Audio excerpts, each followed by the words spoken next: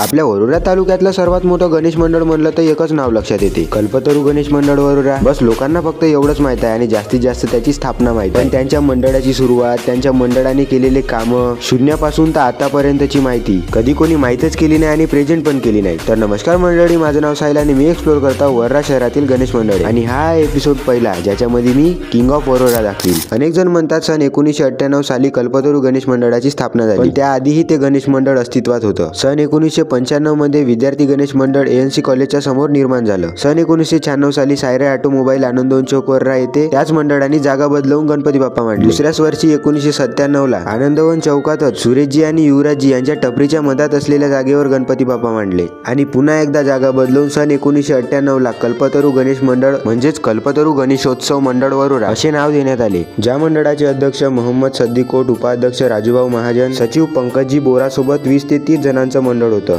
ज्यांचे मूर्तिकार नागोशरावजी रुयारकर हे होते आणि आताचे बंडूजी वाणी हे आहेत. कल्पतरूचं समांतर नाव इच्छा वृक्ष आहे. कल्पतरू हा एक पौराणिक दिव्य वृक्ष आहे जो मनुष्याचा सर्व इच्छा पूर्ण करतो असे मानले जाते. म्हणूनच ह्या गणपतीची ओळख नवसाला पावणारी आहे. असे म्हटले जाते की इथे मनापासून गणेश भक्तीने मागितलेल्या इच्छा सर्व पूर्ण होतात. याच कारणामुळे आज एकेकाळी छोटं असलेलं गणेश मंडळ आज वरोऱ्यातील सर्वात मोठं गणेश मंडळ म्हणून ओळखले जाते. कल्पतरू गणेश मंडळ हे फक्त नाव नाही तर अनेक लोकांचे इमोशन आहे. कल्पतरू गणेशोत्सव मंडळावर अथांग लहानात लहान ते मोठमोठ्या समस्या उभ्या झाल्या, मात्र नवसाला पावणाऱ्या गणपती बाप्पाच्या आशीर्वादाने मंडळावरील प्रत्येक संकट टळले. 2012 साली गणेश मंडळाला अनेक तरुणांचा साथ मिळाला आणि तरुणांच्या साथीने जल्लोषच वाढून गेला. मंडळाचे अध्यक्ष चेतनजी शर्मा, उपाध्यक्ष सुनीलजी हलमारे, सचिव शशिकांतजी चौधरी, सदस्य अदनान सद्दीकोटसह अनेक तरुण सामील झाले. आधीपासून चालत असलेल्या परंपरेची वाटचाल अधिक बळकट बनून चालत आहे आणि गणेश मंडळाच्या हस्ते अनेक उपक्रम राबवत आहेत, जसे रक्तदान शिबिर, डोळ्याचे शिबिर म्हणजेच आरोग्य शिबिर चालवणे, गरजू लोकांना आर्थिक मदतीसह अनेक समाज कार्य राबवणे, शाळेत शिकत असलेल्या विद्यार्थ्यांना पुस्तक बॅग वाटपासह शैक्षणिक कार्यात मदत करणे, प्रत्येक दिवशीची आरती, कधी समाज कार्यकर्ता, तहसीलदारांसारखे मोठमोठे अधिकारी, लोकांचा पाठिंबा असलेले पोलीस, राजकारणी तसेच साधारण माणसाच्या हाताने करणे, एंटरटेनमेंटच्या दृष्टिकोनातून लोकांना एकत्र आणण्याकरिता कल्पतरू फनफेस्ट इव्हेंट ठेवणे.